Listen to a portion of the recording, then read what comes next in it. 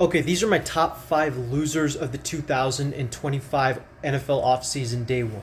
Starting off, unfortunately, with my San Francisco 49ers.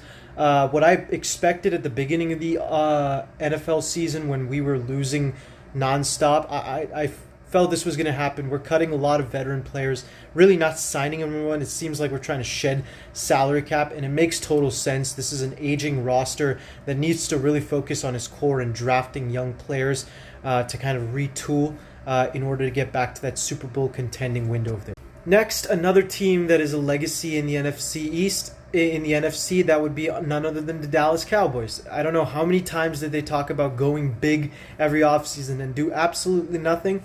They're doing it again. I mean, I got nothing else to say about that. It's just pathetic. Next, I'm going to go with Russell Wilson.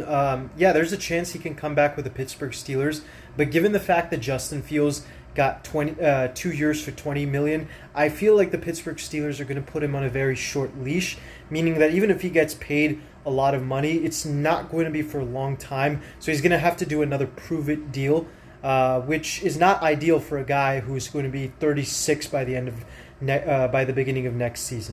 Next, I'm going to go with Sam Darnold for the Seattle Seahawks.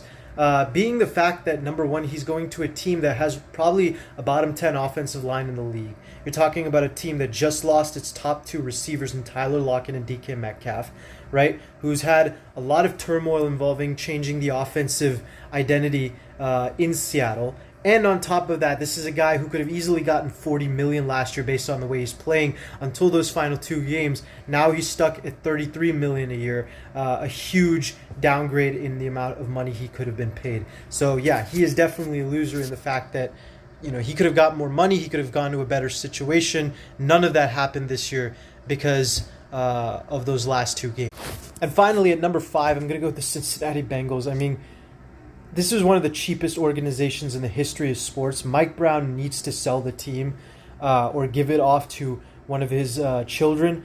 I mean, they have Trey Hendrickson, they have T. Higgins, they have Jamar Chase up for contract. And you're telling me that the first move they make, no offense to B.J. Hill, he's a great player, but the first move you make is B.J. Hill over those 3 guys.